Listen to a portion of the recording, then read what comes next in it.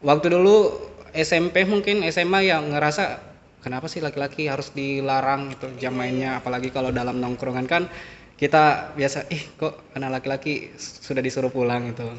Anak laki-laki itu sangat gengsi untuk mengungkapkan rasa sayangnya ke ayah. Sempat bilang begini, saya akan lebih fokus pekerjaan ketimbang menghadiri wisudahmu. Itu saya dengar langsung gitu. Kebetulan kan pada saat itu lagi momen ulang tahun itu. Oh Nah, iya. bapak saya bilang kadonya kebakar. Aduh.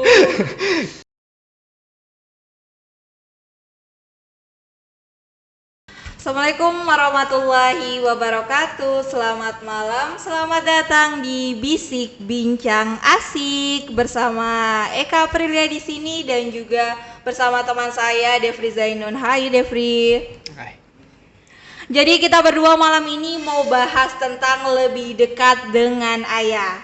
Sebelum itu, kenapa sih kok kita bahas tentang ayah? Jadi kita pilih tema ini karena belakangan ini lagi famous-famousnya nih film yang judulnya Miracle in Cell Number 7. Sebelum itu mau tanya dulu sih sama Devri, gimana udah nonton atau belum? Oke. Hai, selamat malam semua teman-teman. Ya, perkenalkan diri ya. Nama Iya, saya Devri perkenalkan dulu Zainun. Dewi. Tadi nanyanya film kan? Iya. Miracle in In Cell Cell Number Number 7. 7. Kalau ditanya sudah nonton atau belum? Belum sih yang versi Indonesianya. Mhm. Kalau untuk versi Koreanya sudah pernah nonton gitu. Oh, gitu. Namun belum fullnya. Kan film ini nyeritain tentang ayah Iya, yang benar. penderita autisme dan juga menjaga putrinya seorang diri, tapi kok tiba-tiba dia di penjara. Gimana sih menurut Devri kalau melihat kisah dari ayah ini? Agak sedih sih ya, karena memang sempat nonton di akhir-akhirnya ya kan, Ya. gimana ya seorang ayah terpaksa menjalani hukuman walaupun kasusnya tidak terbukti Oh, salah iya, ya kan, itu agak sedih sekali. Selebihnya mungkin takutnya nanti menceritakan si Iya dok sih, ini kan takutnya spoiler. spoiler ya, mungkin Iya. ya nanti tinggal Mungkin dinonton kita saja gitu. selanjutnya lebih cerita kepada pengalaman kita tentang ayah-ayah kita kali Iya. ya. Oh Boleh, iya, gimana bebas. gimana sih Devri itu melihat sosok ayah? Kalau berbicara masalah ayah sangat sensitif sih kalau untuk saya. Kalau ditanya tentang ayah, ya ayah itu sangat luar biasa, sangat sangat bertanggung jawab sih. Apalagi kalau ayah saya itu orangnya sangat tegas gitu.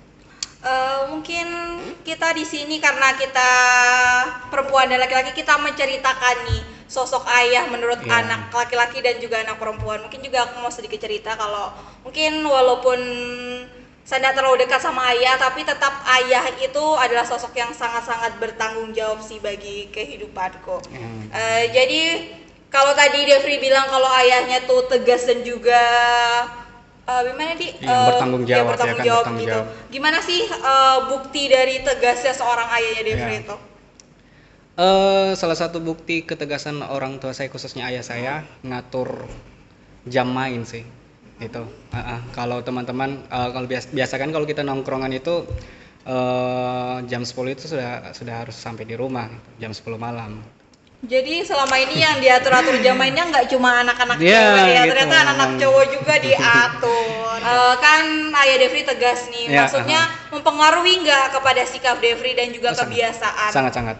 Kalau dulu kan memang diatur jam-jam keluarnya, misalnya kalau malam itu boleh nongki ya kan, nongkrong, tapi nggak boleh lewat dari jam 10 gitu. Karena bapak saya sempat bilang ini, kalau persoalan dunia malam itu bapak saya lebih khatam gitu.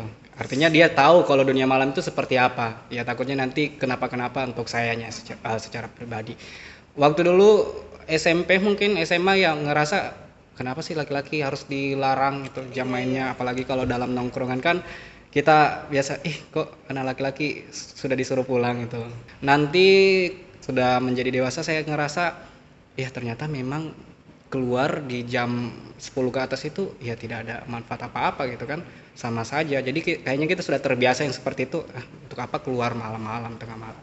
Karena kalau mau dibilang, walaupun sebagaimanapun anak-anak itu protes dengan sifat disiplin anaknya, tapi Iya. sebenarnya itu yang membangun sifat kita untuk jadi disiplin dan tahu arah dan tahu juga hukum yang mana yang benar, mana yang salah, itu kan dari sifat disiplin ayah.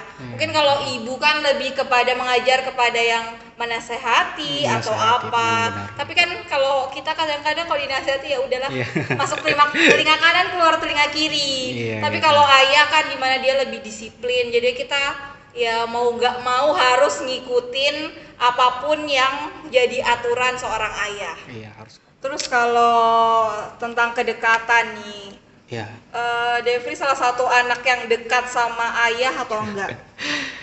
Kalau berbicara masalah dekat dengan ayah atau tidak, sebenarnya sama-sama dekat. Yang mau ibu juga dekat, ayah juga dekat, tapi lebih kalau untuk sesi curhatnya itu lebih ke ibu, ya karena bapak saya itu paling ini jarang terbuka ke kita. Misalnya kayak curhat dan lain sebagainya, lebih mengarah ke ibu, jadi lebih dekatnya ke ibu. Kayak misalnya contohnya ibu saya selalu curhat tentang ayah saya, misalnya entah dari segi pekerjaannya, ya kan, oh bapak kamu nih seharian kerja, bahkan pada saat ayah saya sedang demam sakit masih tetap juga kerja, lebih ke ibu. Jadi kalau untuk berbicara masalah teori kehidupan lebih ke ibu, tapi kalau praktek kehidupan ya ke bapak gitu, lebih curhatnya ke ibu. Jadi kalau dari sisi saya sih sebagai seorang wanita melihat ayah, kan banyak yang bilang katanya perempuan lebih dekat sama ayahnya. Tapi kalau di kehidupanku sebenarnya tidak terlalu berlaku itu sih, karena ya sama aja sih, mau ayah atau ibu dekat juga. Terus kan banyak yang bilang kalau anak-anak cowok kan lebih dekat sama ibunya, kalau anak cewek lebih dekat ke bapaknya. Mungkin Devri punya saudara yang cewek? Iya, punya saudari, punya kakak perempuan. Bagaimana kalau melihat hubungan antara saudara perempuan Devri sama ayah, gimana? Apakah ada perbedaan? Kalau kakak perempuan saya itu lebih ini sih, keras kepala ke bapak saya gitu. Bahkan paling sering dimarahi itu ya kakak saya ketimbang saya gitu.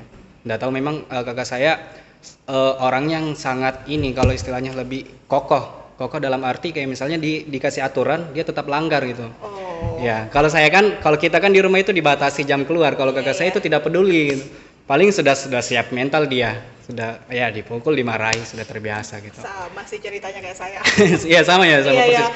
Sebelum maghrib belum boleh, sudah harus pulang, tapi maghrib belum pulang akhirnya dicari-cari kemanapun itu. Tapi kenapa ya kalau anak perempuan itu lebih ini kuat melawan seorang ayah gitu, kenapa ya? Nggak tahu sih kenapa ya, karena bandel aja, mau main aja gimana sih, namanya masih asik-asiknya main, apalagi masih anak SMP, SMA, aduh asik banget main, kenapa harus dibatasi, kenapa kita harus pulang?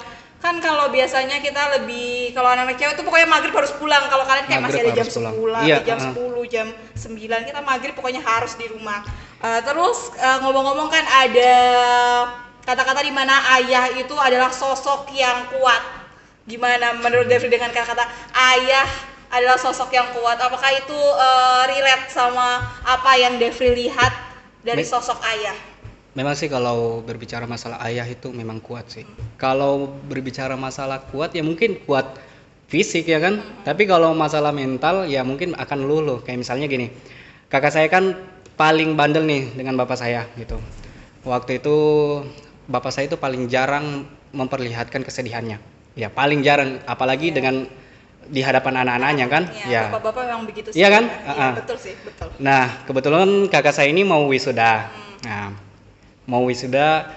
Terus bapak saya bilang ke kakak saya tidak akan datang ke acara wisudanya, gitu kan? saya lupa dramanya itu seperti apa. Yang jelas memang pada saat itu lagi ada problem lah. Ya ada alasan bapak saya untuk tidak datang ke wisuda kakak saya. Sempat bilang begini, saya akan lebih fokus pekerjaan ketimbang menghadiri wisudamu. Itu saya dengar langsung gitu. Perasaan saya itu kayak saya langsung melihat ke wajah kakak saya, itu merasa sedih gitu kan. Pasti sih. Ya merasa sedih karena perjuangan kakak saya sudah sampai ke wisuda itu tapi tidak dihadiri oleh seorang ayah kan. Jadi besoknya tiba-tiba bapak saya hadir di acara wisuda gitu, dan kakak saya kayak kaget juga, merasa sedih. Dan ada satu momen di mana saya melihat papa saya yang tadinya kuat di depan anaknya merasa luluh, sedih gitu. Seumur hidup saya tidak pernah melihat air mata bapak saya, bahkan ketika nenek saya meninggal, bapak saya itu tidak pernah sedih gitu. Itu momen pertama. Dan momen yang kedua, saya melihat lagi air mata yang sama dari bapak saya ketika kakak saya mau nikah. Itu kan ada istilah serah terima wali ya kan, kalau misalkan kalau ijab kabul ya seperti itu. Di situ saya melihat bapak saya sedih, nangis. Yang tadinya bapak saya itu kalau sakit ya tetap gas full kerja. Ini kalau dalam hal masalah batin itu luar biasa gitu. Kuatnya cuma di luar saja, Iya, tapi di hatinya juga pasti ada kelembutan sih dari seorang ayah. Iya, bapak saya memang tegas, disiplin, tapi kalau persoalan batin itu luar biasa juga akan tetap luluh gitu. Jadi ayah itu mungkin sosok yang kalau mau dibilang sosok yang kuat, tapi tetap seperti yang Devri katakan bahwa dia tetap punya hati yang lembut, sosok yang terus bekerja keras untuk anak-anaknya.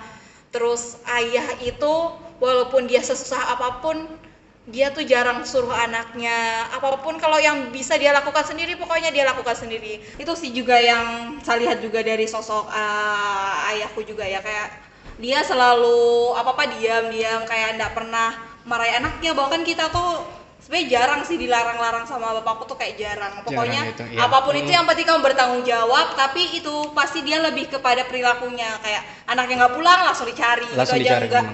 Nggak terlalu banyak aturan. Kalau aturan kan pasti ibu kan, ibu kayak aturannya semuanya ada lah.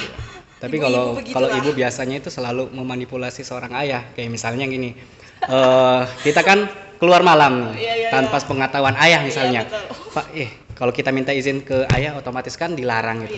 Lebih kayak minta izinnya ke ibu mau keluar gini. Kalau misalnya sudah lewat jam mainnya, ya biasanya ibu selalu berikan alasan, ya, jangan dimarahi gini.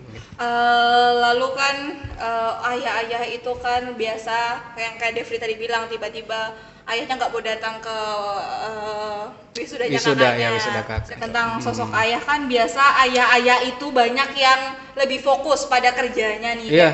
Tiba-tiba kita cari nggak ada sosoknya karena dia lagi kerja.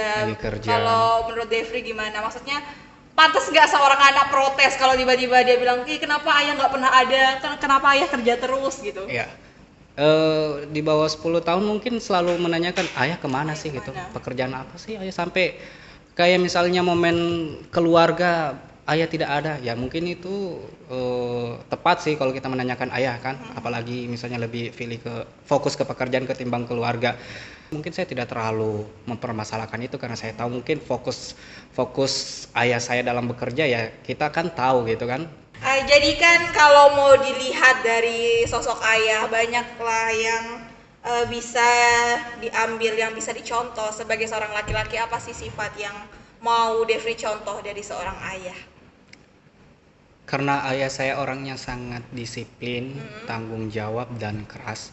Keras dalam arti ini bagaimana memegang prinsip sebagai seorang ayah ya kan, untuk selalu memantau perkembangan anak, mendidik, dan tidak pernah merasakan membuat anak itu merasa sendiri, gitu, merasa sepi.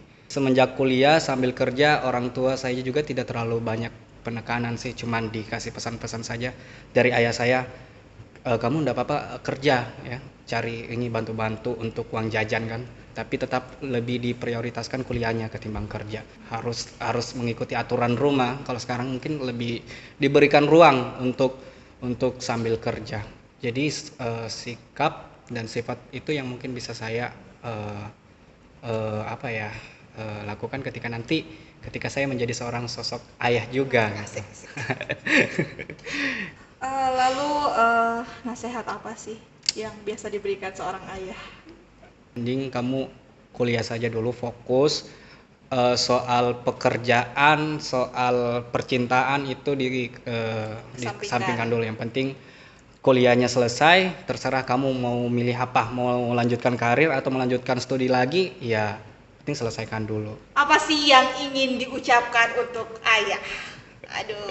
Karena saya memang paling jarang mengungkapkan perasaan sama ayah, ya namanya sesama lelaki, ya paling gengsi memang benar itu. Anak laki-laki itu sangat gengsi untuk mengungkapkan rasa sayangnya ke ayah. Itu yang terjadi ke saya. Mungkin melalui video ini semoga bapak saya nonton. Harus nonton sih. Ayah itu adalah orang yang sangat hebat, sangat bertanggung jawab, sangat semua serba bisa. Saya teringat salah satu momen di mana Saya kan dulu remaja, masih umur 17 tahun, masih ikut lomba balap sepeda kan dulu. Saya teringat ini, singkat cerita, bapak saya selalu menemani saya di tiap lomba. Namun ada satu momen di mana bapak saya tidak menemani, gitu kan. Posisinya masuk ke babak final dan alhasil saya tidak juara, gitu kan. Saya pergi sendiri, terus pulang sendiri juga. Hingga tiba di rumah, saya melihat kondisi bapak saya sedang tergeletak gitu. Saya diberitahu sama dokter sama mama saya kalau bapak saya habis terbakar gitu. Terbakar. Iya, terbakar. Maksudnya? Kan pekerjaan bapak saya itu kalau kalian pernah lihat di tiap-tiap warung itu kayak misalnya jual bensin eceran kan. Oh, iya. Nah, pekerjaan bapak saya itu lebih kayak ini, ngantar ke kliennya lah istilahnya kan, antar-antar iya, gitu, iya. pesanan ya, antar-antar pesanan. Namun ada satu kejadian di mana pada saat itu lagi ngantri, mobil bapak saya kebakar. Mobil bapak saya kebakar dan bapak saya lebih memilih opsi untuk menyelamatkan kendaraannya, karena kalau tidak menyelamatkan kendaraannya otomatis akan terjadi kebakaran yang besar kan. Seluruh tubuh bapak saya itu ada bekas kebakarannya kan. Kebetulan kan pada saat itu lagi momen ulang tahun itu. Nah, bapak saya bilang kadonya kebakar. Aduh. Kadonya Serem kebakar ya. di mobil itu. Jadi saya bilang, kenapa masih sempat pikir kadonya kan? Ini nyawa sudah di ujung tanduk kan.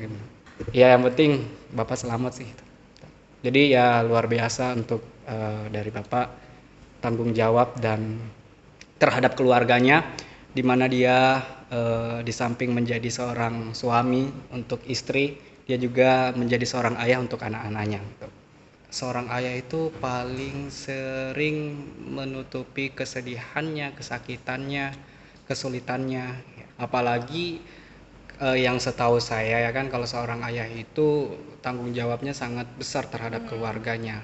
Di samping dia harus menafkahi, membiayai, dia juga menjadi salah satu kunci keberhasilan keluarga. Sebuah keluarga. Ya, sebuah keluarga. Lebih banyak mempelajari praktek kehidupan itu dari bapak sih, itu luar biasa. Aduh. Agak sedih ya ceritanya ya. Ya sedikit. Jadi mungkin terima kasih atas sharing-sharingnya tentang sosok ayah. Mungkin aku juga mau ngucapin sih sesuatu untuk ayahku. Terima kasih atas kerja kerasnya untuk menghidupi anak istrinya. Asik. Mungkin itu saja mungkin podcast kita hari ini, lebih dekat dengan ayah dalam program Bisik Bincang Asik. Terima kasih banyak sekali lagi kepada Devri. Terima kasih. Jangan bosan-bosan datang ke sini ya. Amin. Terima kasih banyak. Sampai jumpa. Wassalamualaikum warahmatullahi wabarakatuh. Waalaikumsalam warahmatullahi wabarakatuh.